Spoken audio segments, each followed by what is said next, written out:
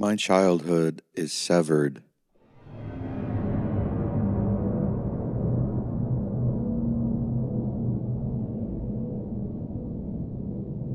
Where memories of laughter and play and guidance should be, there is nothing at all. In my memory as it stands, I began as a man in a time when the clocks had already stopped ticking.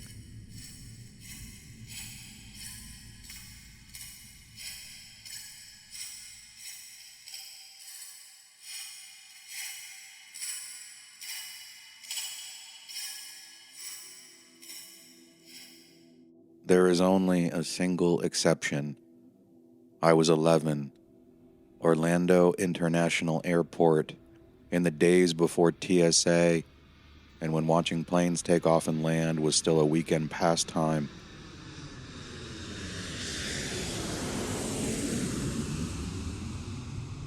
I witnessed violence on a level that a young boy can't fully comprehend, and more blood than should be in one body.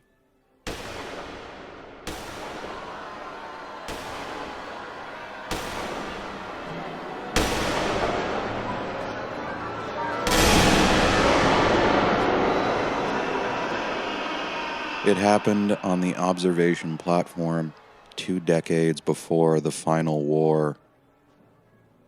I remember small things: the sun suspended in the sky, a woman near me breastfeeding a baby girl, the sounds of laughter,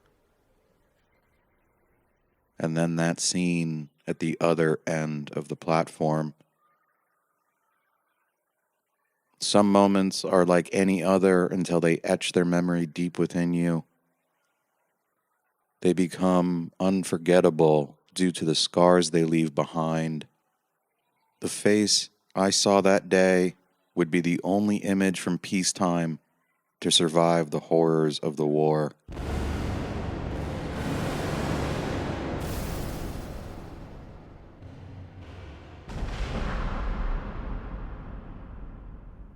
And then the constant question, had I really seen it, or had I created the tender gesture to protect myself from the madness that would come later?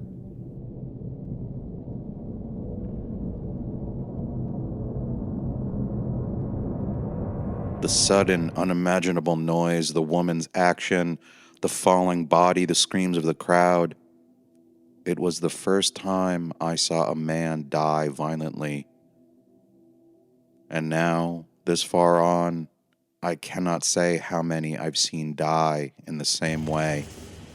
Too many to count. Too few numbers. The only smell I remember is death and dying.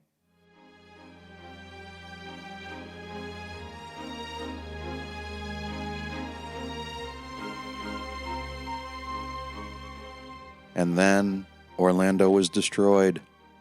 Some believed they had emerged victorious while others were taken prisoner. The survivors sought refuge underground in the tunnels below the theme parks.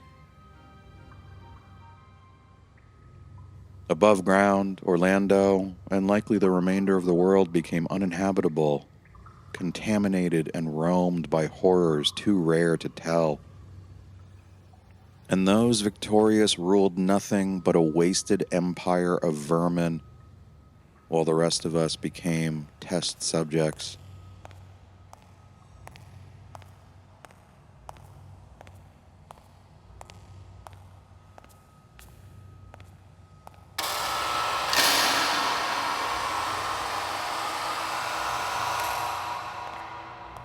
In the end, the victorious were disappointed. Everyone else died or lost what was left of their minds.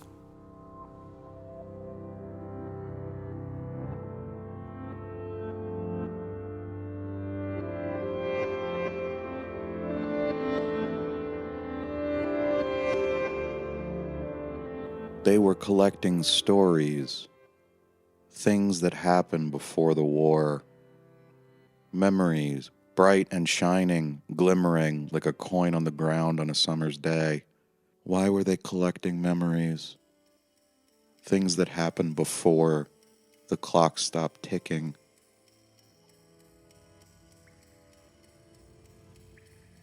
One day, from amongst the prisoners, huddled on wooden bunks crammed into tunnels beneath theme parks that used to bring so much joy, they chose me to tell my story.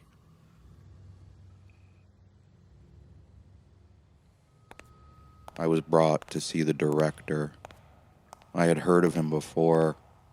The way they spoke of him frightened me and conjured images of mad scientists like Dr. Frankenstein.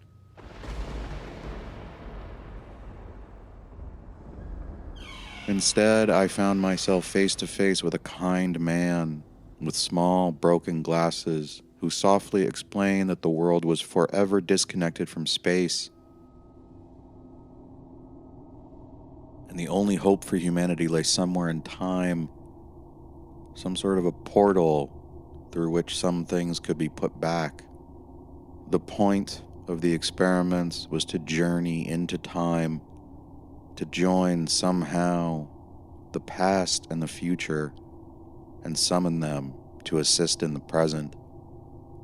But despite their best efforts, the human mind struggled with the concept.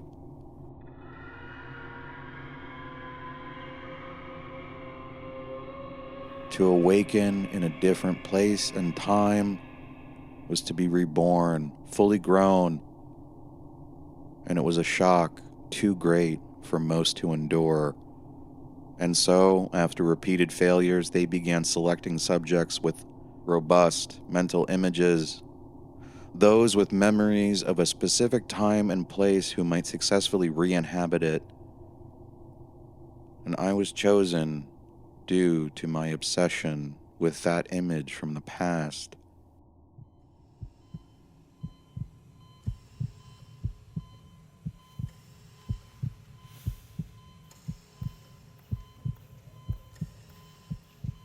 The first time, they simply ejected me from the present violently, forcing me to cast aside all of its certainties, even the things I knew well enough to hate. Those were gone, and things began anew. I didn't die, and I didn't lose my mind. I suffered immeasurably, but they pressed on, day after day after day after day.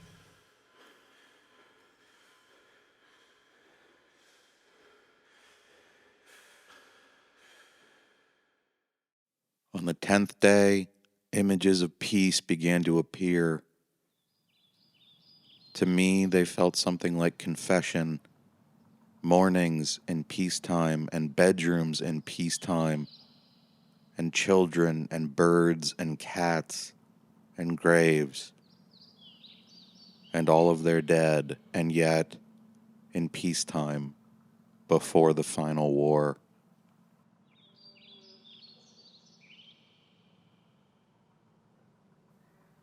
On the 16th day, I found myself back on that Orlando platform. It was empty, though it felt different somehow. Now and again, I recaptured a joyful day, but different, a happy face, yet different. Images of ruins and a girl who might have been the one I sought. I passed her on the platform. She smiled from the car she was driving.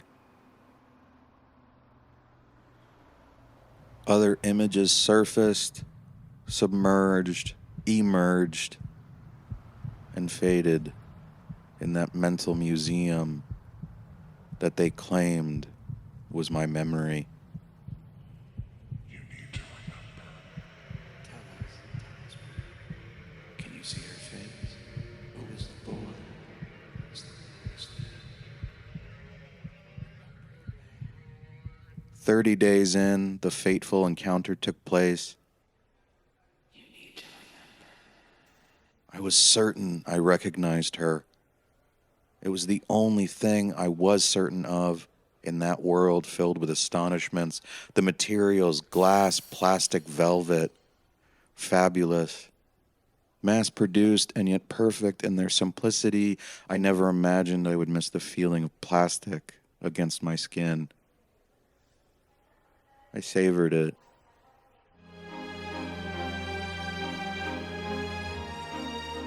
The victors and captors and experimenters around me faded, and I was inside of that moment, and I could smell the air, and I could feel the sun on my face, and I could see her in front of me. And when I awoke from my trance, the woman had vanished. Hopeful, they tightened their controls and put me back to searching. Time flowed again, and that moment returned. This time, I was close to her. And when I got close enough, I spoke. And for some reason, she welcomed me without surprise. We were without plans or memories. And for reasons that neither of us questioned, time built up all around us. Our only landmarks, the smell of the moment, the landscape, the scuffs on the carpet and the graffiti on the walls. Later, we found ourselves walking through grass. I felt I remembered they had once been gardens. She smiled and reached out and fingered the dog tags visible under my shirt. She asked what they were, and I had no way to explain that they were both souvenirs and scars from a war that had yet to occur. Instead, I spoke of a distant country and a long journey, and she listened intently and without question. And as I went on, I wasn't sure if it was still the same day or if it had been or ever will be. And the passage of time was becoming less clear to me constantly. And we walked and talked and walked. And during that time, we shared an unspoken trust that developed between us until I felt the walls closing in.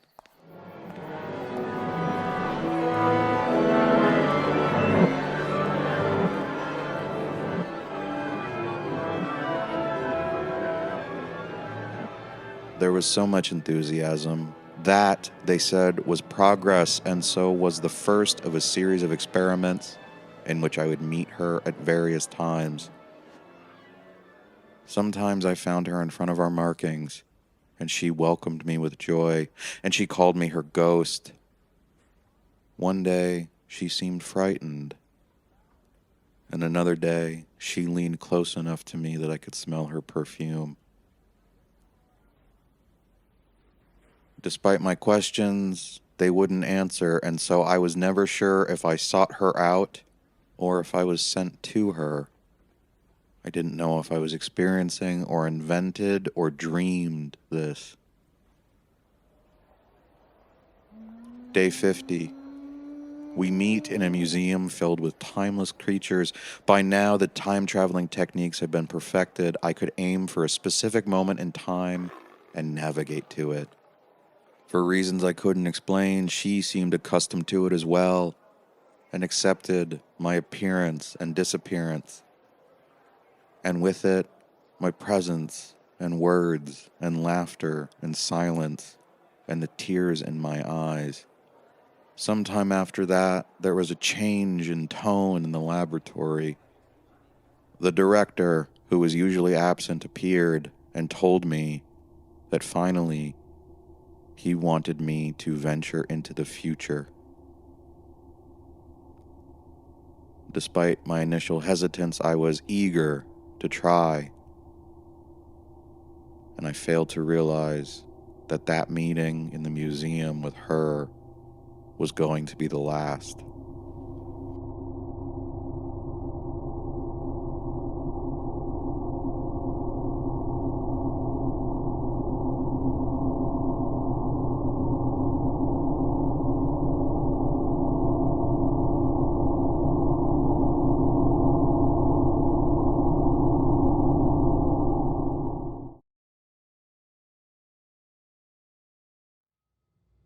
The process was painful, more painful than I imagined, and the future was more protected than the past.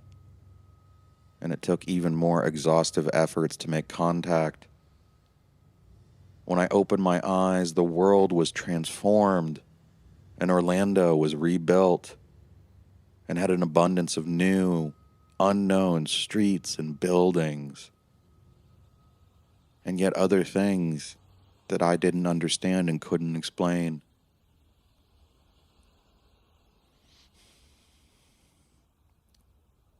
There were people waiting, having anticipated my arrival, and yet they rejected what I brought.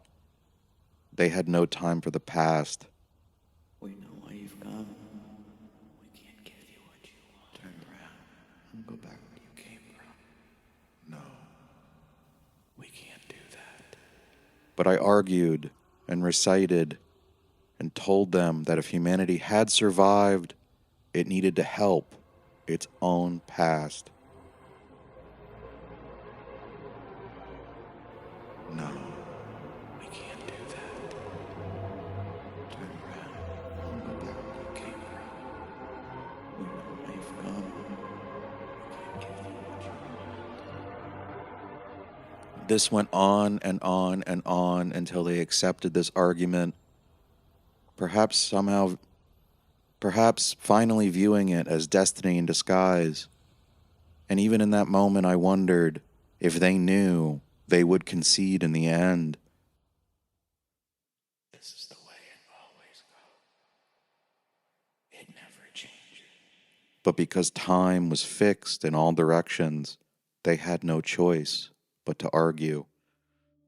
With very little effort and only an open palm, they granted me a power source sufficient to restart the world's industry. And then, at that moment, a glorious moment of success, the doors to the future shut once more.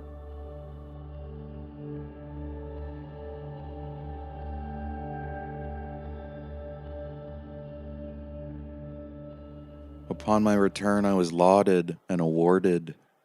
A bottle of champagne, which I thought didn't exist, was opened, and I tasted sugar and alcohol for the first time in more years than I could count.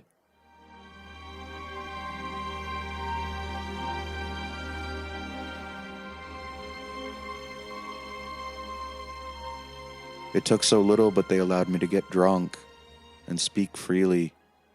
And then I was sent to another section of the camp that I didn't know existed, and I knew in that moment they wouldn't spare me. I had been a tool. My childhood memory had been the bait they needed, and I played my part, and they were going to dispose of me, along with my memories of a time twice lived.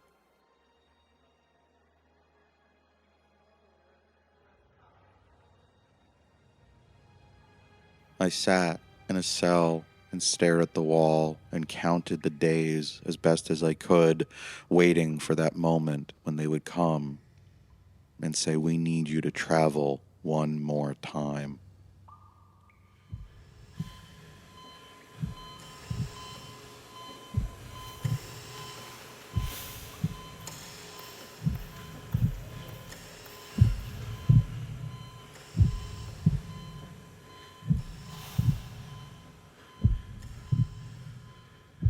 Another 10 days in, I received a message from the people of the future.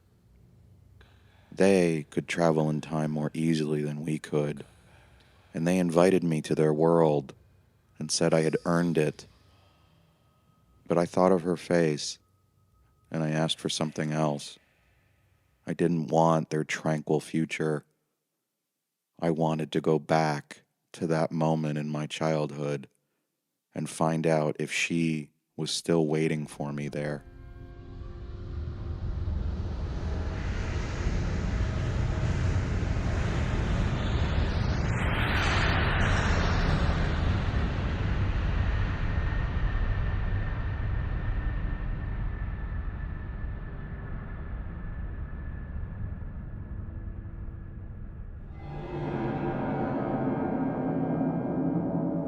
And finally I returned to that Sunday on that platform. And I walked inside to the airport, my clothes sticky from the humidity, and the sweltering sun still hung overhead. And I watched the people move over it like ants. And I breathed it in, and I smiled. And that is where I would get to stay. And it occurred to me as I was looking for her that this was the same day, and the child I had once been before the final war would be there as well, watching the planes. I wanted to see him. I wanted to see me. I wanted to see my face without war all over it. I wanted to see my face without war in the eyes.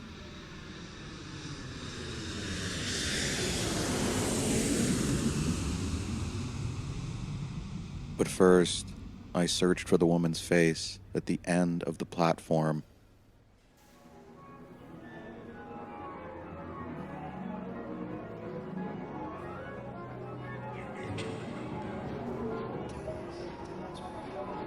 Can you see her face?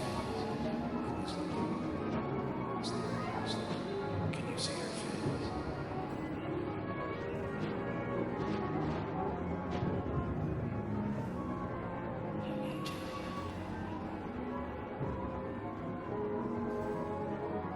This is the way it always been. It never changes. And I found her. She stood at the end of the platform, her back against a cathedral of open windows, and planes took off and landed behind her. I smiled, and she saw me and opened her arms, and I sprinted towards her, eager to begin my life in that time.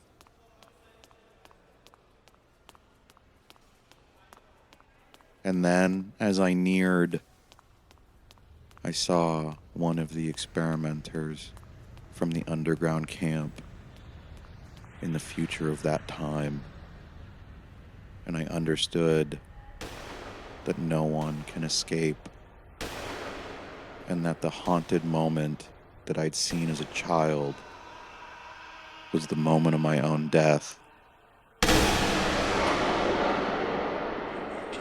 Tell us when you know. Can you see her face? Who was the boy?